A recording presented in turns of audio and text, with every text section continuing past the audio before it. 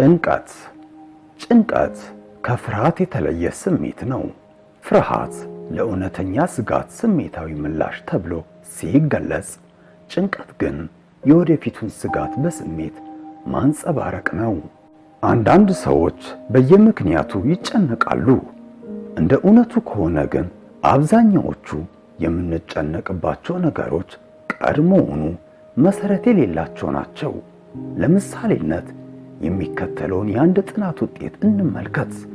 የምንጨነቅባቸው ነገሮች 40% በፍጹም ለማይደርስብን ነገር፣ 30% ምንም ልንለውጠው ስለማንችለው ስላለፈው ነገር፣ 12% ሰዎች ስለኛ ስለሚናገሩብን ፍርድ፣ ወሬና ሐሜት፣ 10% ስለ ጤንነታችን ወይም ስለተጨነቀን ስለሚብስ፣ እንዲሁም 8% ስለ እውነተኛ ልናስብበት ስለሚገባ ሁኔታ።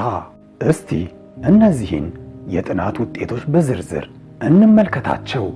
እንዲሁም ቻናላችንን ላይክ፣ ሰብስክራይብ በማድረግ ቤተሰብ ይሁኑ። አንደኛ፣ በፍጹም ለማይደርስብን ነገር ያለን አማራጭ ምክንያታዊነትን ማዳበር ነው።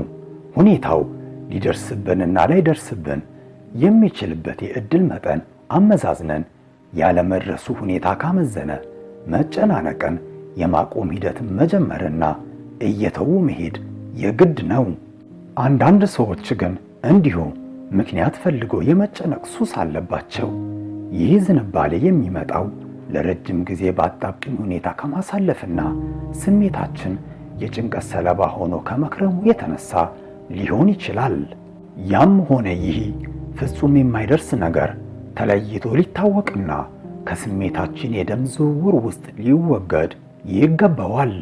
ሁለተኛ፣ ምንም ልንለውጠው ስለማንችለው ስላለፈው ነገር ያለን አማራጭ ፈጽሞ አንድ የሆነ ነገር መሆኑንና ምንም ብናደርግ ልንለውጠው እንደማንችል መቀበልና አእምሯችንን በአዳዲስ ነገሮች መሙላት ነው። ይህን ማድረግ ካልፈለገን ግን እስቲ አንዴ የሆነውንና ያለፈውን ነገር ለመለወጥ ለራሳችን የአንድ ወር ጊዜ እንስጠውና የምንችለውን ያህል እንሞክርና ካልቻለን ግን ነገሩን ለመተው ለራሳችን ቃል በመግባት እድል እንስጠው። ሶስተኛ፣ ሰዎች ስለኛ ስለሚናገሩብን ፍርድ፣ ወሬና ሐሜት ያለን አማራጭ መቆጣጠር የማንችለውን የሰውን ባህሪ ለመቆጣጠር ከመጦዝ ይልቅ መቆጣጠር የምንችለውን የራሳችን በሆነ ባልሆነ የመጨነቅ ዝንባሌ ለመቆጣጠር መስራቱ ላይ ማተኮር ይመረጣል። ሰዎች ስላንተና በአንተ ላይ የሚሉትን ነገር አንተ ካልፈቀድክለት በስተቀር ምንም ሊያደርግህም እንደማይችል አትዘንጋ። ብትችል ወሬው አንተ ጋር የማይደርስበትን መንገድ ፍጠር። ካልቻልክ ደግሞ ወሬው ወደ ስሜትህ የማይደርስበትን ማለትም ስሜትህን የማያውክበትን ጥንካሬ አዳብር። አራተኛ፣ ስለ ጤንነታችን ወይም ስለ ተጨነቀን ስለሚብስ ያለን አማራጭ ስለ ጤንነታችን የሚያሳስበን ሁኔታ ካለ ያንን ለማስቀረት ወይም ለመቀልበስ የምንችለውን ያህል መሞከር ነው። ጭንቀታችን ግን ምናልባት እታመም ይሆን የሚል ከሆነ ይህ የራስ በራስ ትንበያ እንደሚፈጸም አትጠራጠር። ጭንቀት በሽታን የመሳብ ባህሪ አለውና ስለዚህም መጨነቅ ሳይሆን መፍትሄው ላይ ማተኮር ለጤንነታችን አስፈላጊ ነው። አምስተኛ፣ ስለ እውነተኛ ልናስብበት ስለሚገባ ሁኔታ ያለን አማራጭ በቅድሚያ ሁኔታው በትክክልም የሚያሳስብና በቅጡ ካልያዝነውም የሚያስጨንቅ ጉዳይ ስለሆነ ማሰባችንና በመጠኑም ቢሆን መጨነቃችን ትክክለኛው መንገድ መሆኑን አምኖ መቀበል አስፈላጊ ነው። ሲቀጥል ያሳሰበን ሁኔታ በምን መልኩ ብንጋፈጠው ልናሸንፈው እንደምንችል በሚገባ ማሰብን ይጠይቃል። አእምሮን በጭንቀት ከመሙላት ይልቅ ትክክለኛው ምላሽ በማሰብ መሙላት በብዙ እጥፍ አስፈላጊና ተመራጭ ነው። በጉዳዩም ላይ ሰውን ማማከሩ አንዱ የመፍትሄ መንገድ ነው። በመጨረሻም ስር በሰደደ ጭንቀት መኖር በሰውነታችን ላይ በተለይ በነርቭ፣ የልብና የደም ስር ወይም ካርዲዮቫስኩላር የምግብ መፈጨት፣ በሽታ የመከላከል እና የመተንፈሻ አካላት ላይ አካላዊ ጭንቀትና ጉዳት ያስከትላል፣ እንዲሁም አእምሯዊ። ስለዚህም የምንጨነቅባቸው ነገሮች እውነተኛ ልናስብበት ስለሚገባንና ትክክለኛ ለውጥ ልናመጣ በምንችለው ጉዳይ ላይ ብቻ መሆኑ ተገቢና አስፈላጊ ነው። በሕይወት ውስጥ የጭንቀት ስሜት ሲሰማ እነዚህን የጥበብ ቃላት አስታውስ። መጨነቅ የነገን ችግር አያስወግድም፣ የዛሬን ሰላም እንጂ። ሊፈታ የሚችል ከሆነ መጨነቅ አያስፈልግም። መፍታት ካልተቻለ ጭንቀት ምንም ጥቅም የለውም። መጨነቅ ጊዜን ማባከን ነው። በሕይወት ውስጥ ጥሩና መጥፎ ነገሮች ይከሰታሉ። መኖርህን መቀጠልና መቆጣጠር በማትችለው ነገር ላይ መጨነቅ አይኖርብህም። ስላንተ ስለማይጨነቅ ሰው መጨነቅህን አቁም። ስለ ሕይወት ስታስብ ይህን አስታውስ። ምንም አይነት የጥፋተኝነት ስሜት ያለፈውን፣ ምንም አይነት ጭንቀት የወደፊቱን አይለውጥም። ነገሮችን የምትመለከትበትን መንገድ ስትቀይር የምትመለከታቸው ነገሮች ይለወጣሉ።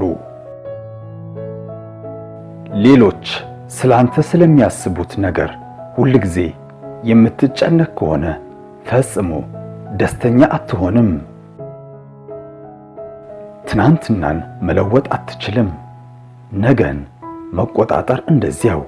ስለዚህ ስለ ነገ በመጨነቅ ዛሬን አታጥፋ። የጭንቀት ቀን ከሥራ ቀን የበለጠ አድካሚ ነው። የአእምሮም ሆነ የአካል ሚስጥሩ በባለፈው ማዘን፣ ስለ ወደፊቱ መጨነቁ ወይም ችግሮችን አስቀድሞ መተንበይ ሳይሆን አሁን ባለንበት ወቅት በጥበብና በቅንነት መኖር ነው። ደስታ ተፈጥሮ ነው። ከውስጥ መፈለግ ስህተት አይደለም፣ ከውጪ እንጂ። መጨነቅ ማለት ሁለት ጊዜ መሰቃየት ማለት ነው። መጨነቅ ውጤቱን ፈጽሞ አይለውጥም። ጭንቀት ልክ እንደሚወዛወዝ ወንበር ነው። ቢወስድህም የትም አያደርስህም። መጨነቅ ነገን ከችግሮች ባዶ አያደርግም፣ ጥንካሬህን ባዶ ያደርገዋል እንጂ። የሚሆነው ምንም ይሁን ምን ብንጨነቅም ባንጨነቅም ይሆናል። የማስታወስ ችሎታህን ለመፈተሽ ከፈለክ ከ1 ዓመት በፊት ያስጨነቀህን ዛሬ ለማስታወስ ሞክር። ከመጠን በላይ ማሰብ ሁኔታን ያበላሻል፣ ነገሮችን ያጣምማል፣ ያስጨንቅሃል፣ እናም ሁሉንም ነገር ከእውነታው የበለጠ ያባብሳል። ወደፊት ስለሚመጡ ነገሮች መጨነቅ እንዳይከሰቱ አያግዳቸውም። ይልቁንም የዛሬ ደስታህን ካንተ ብቻ ይነጥቁሃል። መጨነቅ ጊዜን ማባከን ነው። ምንም ነገር አይቀይርም፣ ጭንቀትን ብቻ ይወልዳል። ይህም በጤና ላይ ትልቅ ተጽዕኖ ይኖረዋል። ነገሮች እንዴት እንደሚበላሹ መጨነቅ ነገሮች በትክክል እንዲሄዱ አያደርግም። ሰዎች ከኋላ ስላንተ ስለሚያወሩት ነገር አትጨነቅ።